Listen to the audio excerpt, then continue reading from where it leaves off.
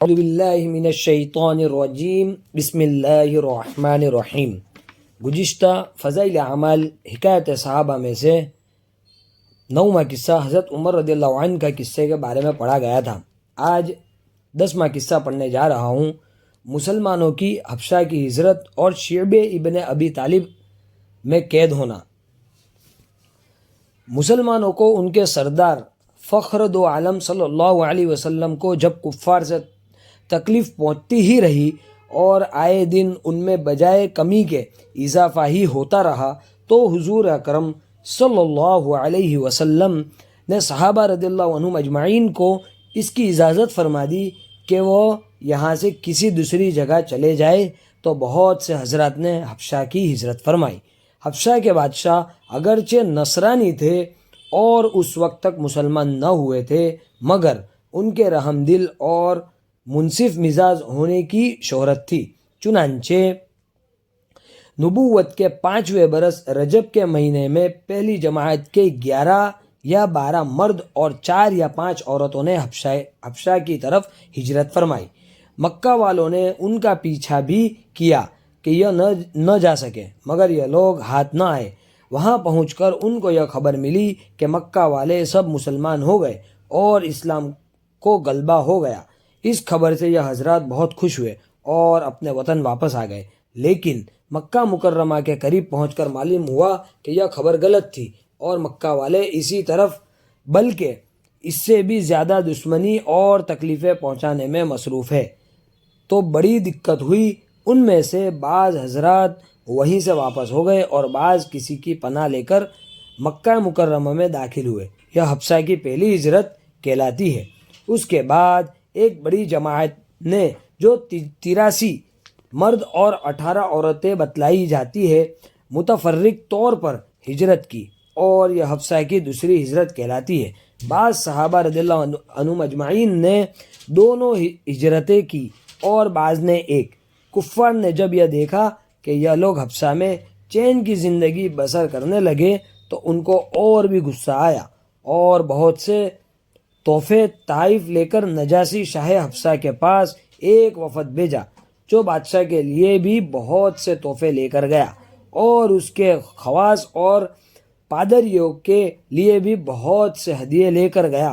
جا کر اول پادریوں اور حکام سے ملا اور ردے دے کر ان سے بادشاہ کے یہاں اپنی سفارش کا وعدہ لیا، اور پھر بادشاہ کی خدمت میں یہ وفد حاضر ہوا۔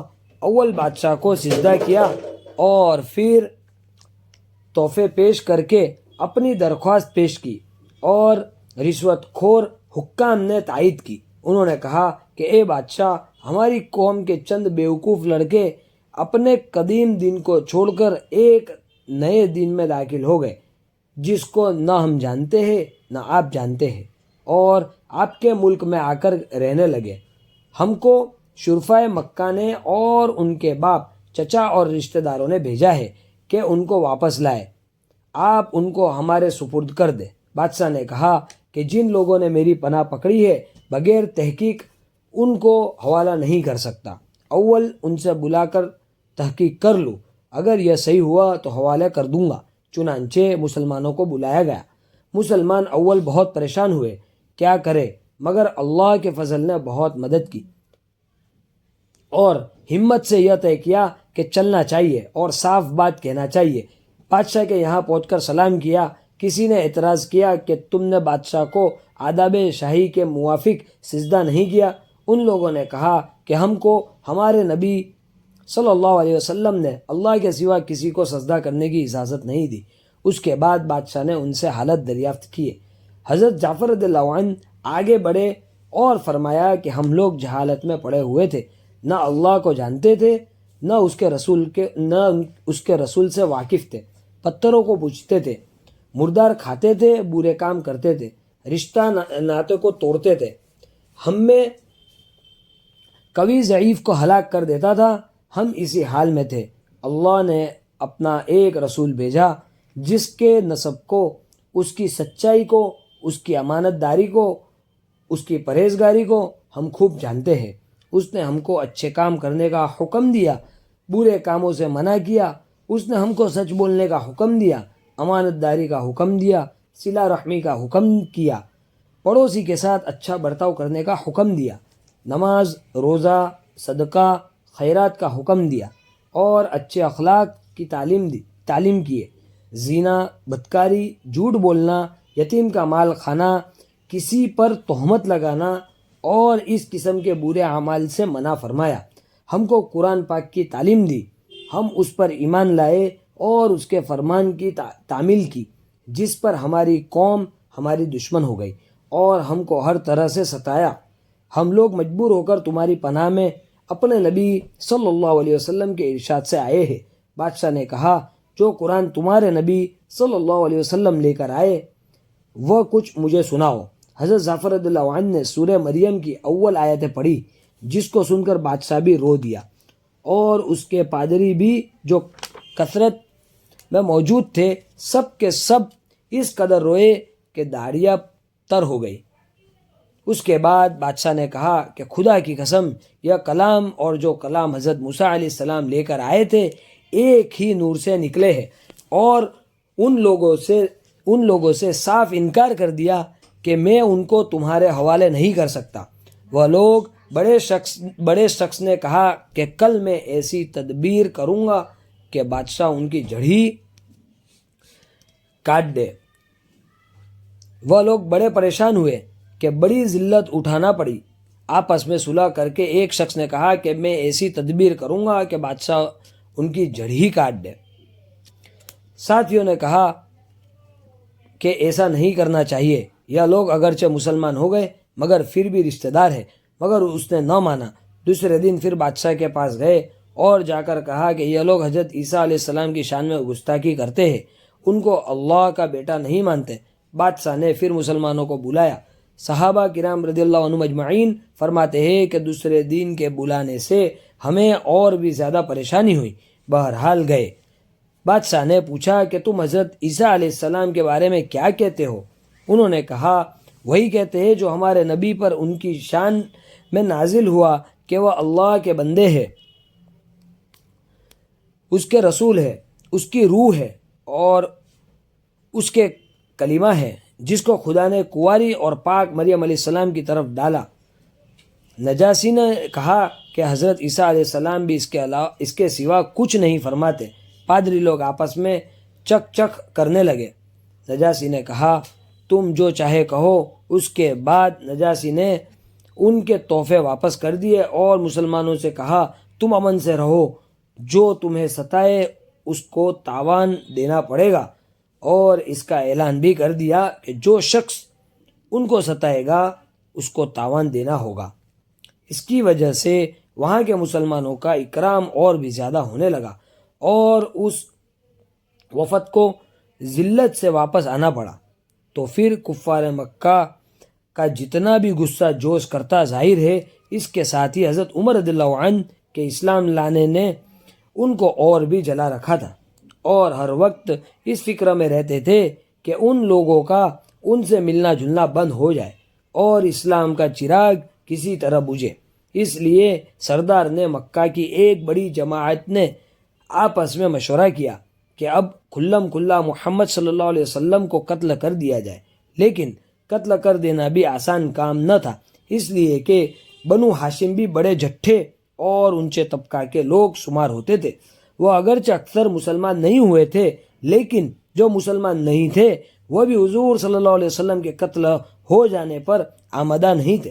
اس لیے ان سب کفار نے مل کر ایک معاہدہ کیا کہ سارے بنو ہاشم اور بنو المطلب کا بائیکاٹ کیا جائے، نہ ان کو کوئی شخص اپنے پاس بیٹھنے دے، نہ ان سے کوئی خرید فروخت کرے، نہ بات چیت کرے، نہ ان کے گھر جائے، نہ ان کو اپنے گھر میں آنے دے، اور اس وقت تک صلح نہ کی جائے جب تک کہ وہ حضور اکرم صلی اللہ علیہ وسلم کو قتل کے لیے حوالے نہ کر دے۔ یہ معاہدہ زبانی ہی گفتگو پر ختم نہیں ہوا، بلکہ یکم محرم سن 7 نبوی کو ایک معاہدہ تحریری لکھ کر بیت اللہ میں لٹکایا گیا تاکہ ہر شخص اس کا احترام کرے اور اس کو پورا کرنے کی کوشش کرے۔ اور اس معاہدے کی وجہ سے 3 برس تک یہ سب حضرات 2 پہاڑوں کے درمیان ایک گھاٹی میں نظر بند رہے کہ نہ کوئی ان سے مل سکتا تھا، نہ یہ کسی سے مل سکتے تھے، نہ مکہ کسی آدمی سے کوئی چیز خرید سکتے تھے، نہ باہر کے آنے والے کسی تاجر سے مل سکتے تھے۔ اگر کوئی شخص باہر نکلتا تو پیٹ جاتا اور کسی سے ضرورت کا اظہار کرتا تو صاف جواب پتہ معمولی سا سامان غلہ وغیرہ جو ان لوگوں کے پاس تھا وہ کہاں تک کام دیتا۔ آخر فاقوں پر فاقے گزرنے لگے اور عورتیں اور بچے بھوک سے بےتاب ہو کر روتے اور چلاتے، اور ان کے اعزاء کو اپنی بھوک اور تکالیف سے زیادہ ان بچوں کی تکالیف ستاتی۔ آخر 3 برس کے بعد اللہ کے فضل سے وہ صحیفہ دمک کی نظر ہوا اور ان حضرات کی یہ مصیبت دور ہوئی۔ 3 برس کا زمانہ ایسے سخت بائیکاٹ اور نظر بندی میں گزرا، اور ایسی حالت میں ان حضرات پر کیا کیا مشقتیں گزری ہوں گی وہ ظاہر ہے، لیکن اس کے باوجود صحابہ کرام رضی اللہ عنہم اجمعین نہایت ثابت قدمی کے ساتھ اپنے دین پر جمے رہے، بلکہ اس کی اشاعت فرماتے رہے۔ فائدہ: یہ تکالیف اور مشقتیں ان لوگوں نے اٹھائی ہے جن کے آج ہم نام لیوا کہلاتے ہیں، اور اپنے کو ان کا متبع بتلاتے ہیں، اور سمجھتے ہیں ہم لوگ ترقی کے باب میں صحابہ کرام رضی اللہ عنہم اجمعین جیسی ترقیوں کے خواب دیکھتے ہیں، لیکن کسی وقت ذرا غور کر کے یہ بھی سوچنا چاہیے کہ ان حضرات نے قربانیاں کتنی فرمائی، اور ہم نے دین کے خاطر، اسلام کے خاطر، مذہب کے خاطر کیا کیا۔ کامیابی ہمیشہ کوشش اور صحیح کے مناسب ہوتی ہے۔ ہم لوگ چاہتے ہیں کہ عیش و آرام، بددینی اور دنیا طلبی میں کافروں کو دوست بدوست چلے اور اسلامی ترقی ہمارے ساتھ ہے۔ یہ کیسے ہو سکتا ہے؟ یہ تھا قصہ فضائل اعمال پہلے باب میں سے حکایت صحابہ کا 10واں قصہ، جو کہ مسلمانوں کی حفصہ کی ہجرت اور شیبہ ابن ابی طالب میں قید ہونا۔ آئندہ انشاءاللہ فضائل رمضان میں سے پڑھا جائے گا۔ تب تک اس ویڈیو کو خوب لائک کریں، خوب کمنٹ کریں، اس ویڈیو کو خوب شیئر کریں، ہمارے فیس بک اور انسٹاگرام پیج کو بھی فالو کریں۔ جزاک اللہ۔ السلام علیکم ورحمۃ اللہ وبرکاتہ۔